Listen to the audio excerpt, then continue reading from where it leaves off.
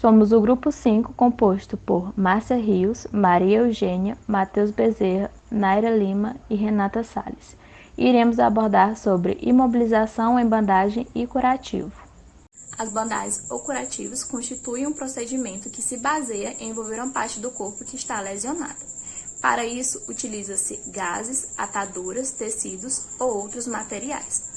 Além disso, ela pode ser desde uma lesão muscular, como uma contusão, ou até mesmo uma ferida aberta que está sangrando notoriamente. Vem sendo utilizada ao longo de toda a história e acredita-se que Hipócrates foi o primeiro a fazer a utilização de bandagens para o tratamento de uma úlcera venosa. E atualmente ela é utilizada por quase toda a população para fazer o tratamento de feridas e contusões.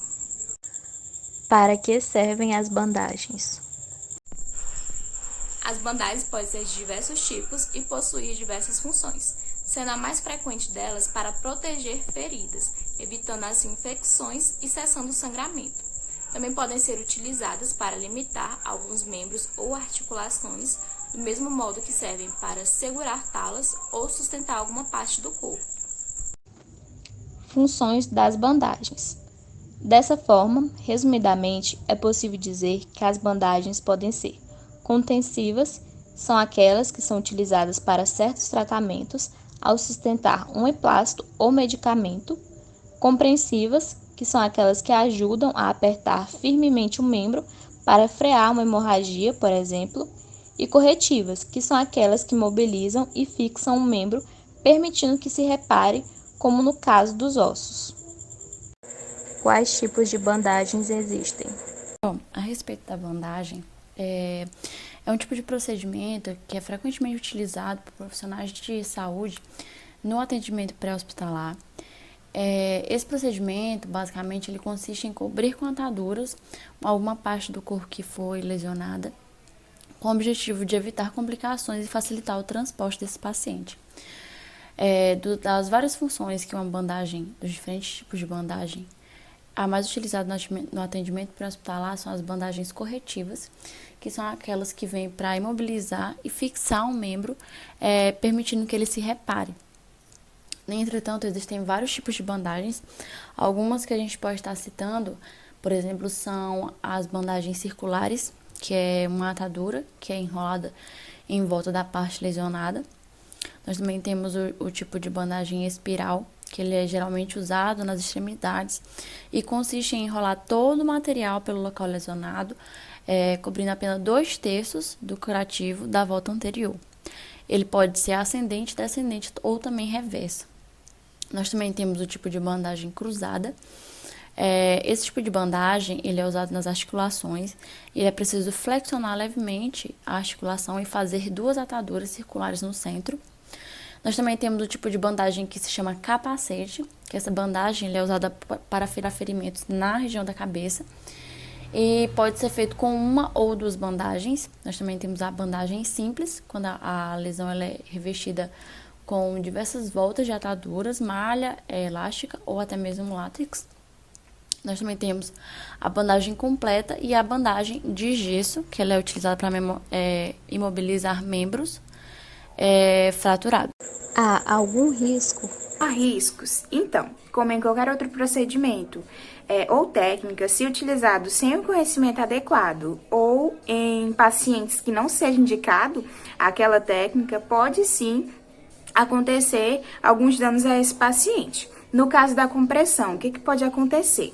Pode acontecer uma síndrome chamada de síndrome da compressão. O que acontece nessa síndrome?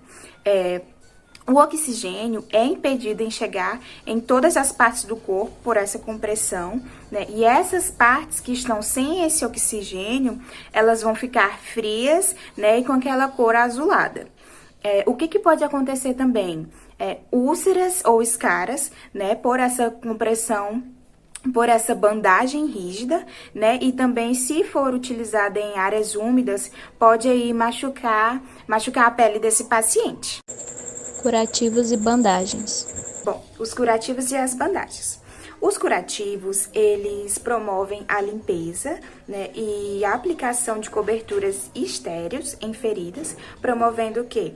Hemostasia, cicatrização e impedindo aí a contaminação e infecções. As bandagens mais frequentemente usadas são as triangulares e as em rolo. A bandagem triangular pode ser dobrada para produzir uma espécie de gravata. Traga a ponta da bandagem para o meio da base do triângulo e faça dobras sucessivas, até obter a largura desejada de acordo com a extensão da lesão a recobrir.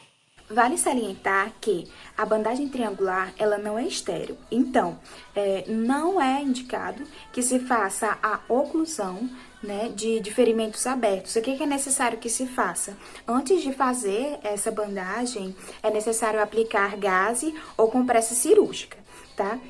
E também tem um detalhe importante para promover até o conforto desse paciente, que não se faça a fixação, ou seja, a amarração em cima desse ferimento. A utilização no atendimento pré-hospitalar. A bandagem no atendimento pré-hospitalar é muito importante, pois ela vai estar protegendo o trauma contra lesões secundárias, já que esse tecido lesionado ele é muito mais propício a ter agressões posteriores do que o tecido normal. Ele vai estar contendo sangramentos, evitar infecções, e no atendimento pré-hospitalar deve-se não perder tempo com ferimentos que não têm um sangramento ativo, porque isso vai estar retardando o transporte do paciente e também podendo causar um agravamento da situação dele. E também é muito importante inspecionar de forma minuciosa o local, necessitando muitas vezes cortar, né, as roupas do paciente. E também a biossegurança é muito importante, né, utilizar os equipamentos de proteção.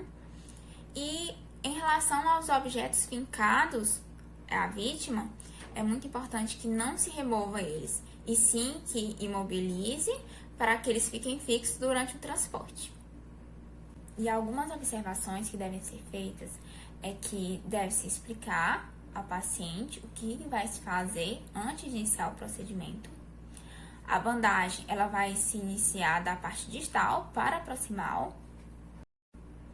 A porção terminal da atadura ela não deve ser aplicada numa parte estreita do corpo, porque dessa forma ela pode se desajustar com mais facilidade. E caso seja necessário, segundo o rolo de atadura, vai se colocar a extremidade inicial sobre a extremidade final da primeira atadura. Relembrando, né, o conceito de bandagem, né, que é a técnica de colocar uma atadura dando diversas voltas, convenientemente cobrindo a parte do corpo com fins terapêuticos. Seus objetivos são imobilizar ossos nas fraturas, luxações e nos casos de cirurgias reparadoras em crianças com deformidades congênitas. E também cobrir secundariamente ferimentos e curativos. Em relação aos tipos de atadura utilizadas, temos a de crepom, de gaze, flanela, algodão hidrofóbico, cretone, elástica e a atadura em gesso. Devemos destacar alguns pontos sobre a técnica. O primeiro é explicar o procedimento ao paciente. A extremidade do membro deve ficar descoberta para se observar sinais alterados da circulação, como a cianose. Ao bandar membros da extremidade para a parte proximal, obedecer à circulação de retorno ao coração. Cuidar para que o rolo de atadura não caia no chão, evitar apertar a atadura, pois pode impedir o fluxo sanguíneo, não deixar muito frouxa para que não saia com facilidade e aplicar tensão igual em cada volta da atadura. E os cuidados de enfermagem quanto ao procedimento. Se possível, manter o membro elevado para reduzir edema, facilitando o retorno venoso, e também observar as extremidades e as queixas de formigamento, dor e cianose, devido à compressão de vasos sanguíneos que poderá levar à necrose.